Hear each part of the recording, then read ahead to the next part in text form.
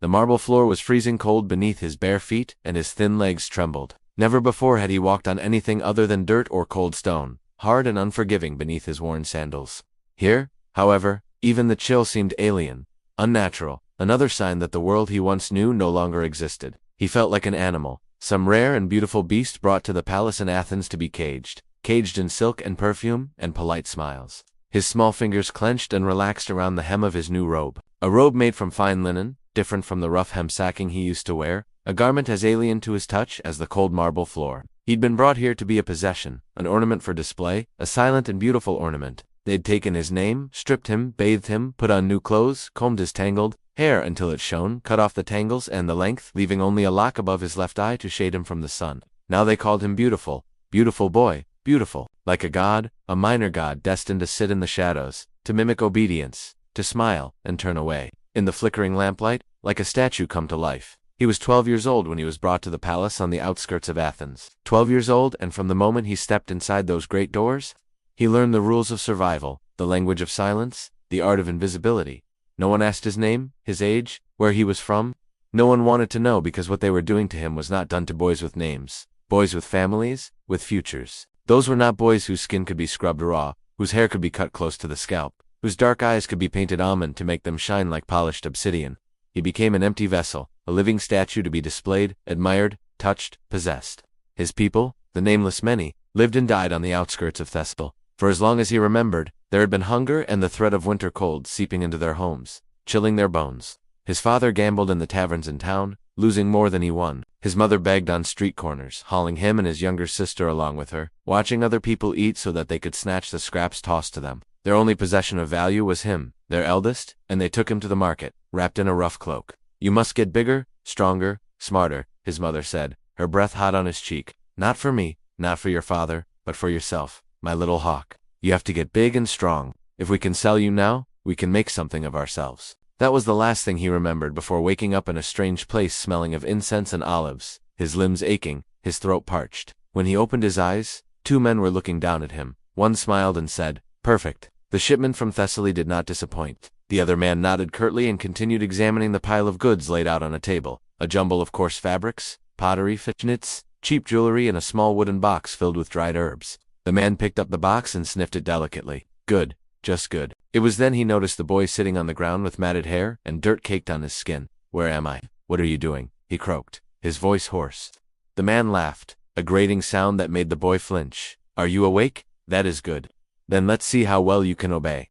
So the boy learned the rules, the language of the palace. He learned to smile when they entered the room, to bow low, to murmur greetings, and offer compliments. He memorized the names of all the gods and heroes whose statues decorated the house and practiced identifying them when asked. He watched other boys enter and never leave. Their bodies silhouetted against the torchlight, heard their whispers, the scrape of sandals on marble. He learned to disappear when important guests arrived, hiding behind tall tapestries so he wouldn't be seen. If he could become invisible, he thought, maybe they wouldn't replace him. And so he learned the art of silence, of listening, of reading the moods of the men who came and went, who brought their power and their wealth and their women with them. In the dim lamplight he would watch them come and go, these lords of marble and gold, and he would memorize their habits, their words, the way they threw back their heads and laughed loud and long, their voices echoing in the great hall. He learned to read their gazes, their touches, their words. Sometimes he had to mimic pleasure when they stroked his hair or caressed his arm. Sometimes despair when they wept, anger when they smashed cups against the wall. Once he had to lie on the ground in front of 5 men, arch his back, and when one of them spilled wine on him, he dared not move, nor cry out, nor speak. Instead, he tasted the bitter dark liquid on his skin, looked up with wide eyes and waited. The men roared with laughter. He heard praise and insults hurled at him. He kept still. When it was over, they dragged him to the bath, dipped him in cold water, and scrubbed him with salt and vinegar until his skin was red and sore. Afterwards, they led him to the courtyard and left him there while they fetched jars of ash. They returned and coated his entire body with it, then left him to dry in the sun. That was his punishment for moving, for crying out, for daring to be a person in a place where there were no persons, only things. He had tried to please them, to do everything right, but it wasn't enough. But when the queen visited the concubine chambers, he remembered everything he had learned, how to listen, how to read their moods, and he kept himself out of sight, out of mind, hidden behind heavy curtains until she was gone. That's how he stayed alive. That's how he survived. And then he started to write. First, he found a piece of charcoal, rubbed it against the wall until he had made a mark. Then he found a smoother stone, sharpened it on the corner of a bronze mirror, and started drawing lines on the walls. At first it was just lines, then shapes, then words, and with each mark, he carved out a part of his soul, his memories, his fears, his hopes. He drew pictures of his mother and sister, of the fields and orchards near his home. He drew a map of the city of Athens and charted his route through it. He wrote the alphabet, practicing the strokes over and over again. One night, he found a papyrus scroll and a reed pen, and he wrote down stories of heroes and monsters, of wars and plagues, of triumphs and defeats. He wrote about everything he had seen and heard and smelled and tasted, everything he had endured. In the silence of his cell, he became a writer, a chronicler, a keeper of memories, weaving tales that no one would ever hear. Years passed, the faces of the men changed, as did the gods and heroes that adorned the walls. But the marble floors remained cold and hard beneath his feet, and one day he stopped fitting in. The older boys vanished one by one, taken away by order of the king, never to return. The younger ones looked at him with wide eyes, unsure if he was a god or a monster. He was neither, he realized, but simply a servant. And then one night, everything changed. There was a commotion in the courtyard, shouts and screams. He peeked out the window and saw flames licking at the sky. He hid in his room as soldiers rushed in and ordered everyone to evacuate. He found the other servants in the courtyard, confused and frightened. "We have to leave," they cried.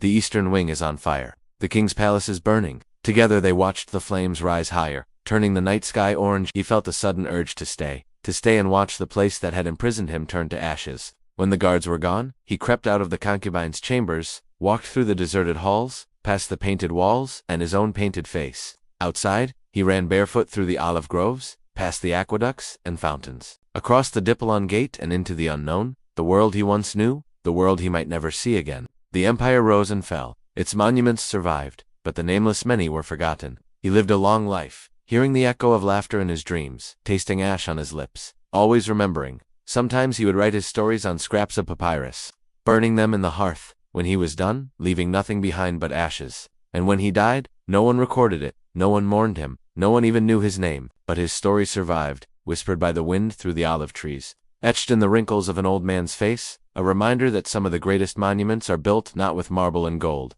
but with the nameless sacrifices of countless lives.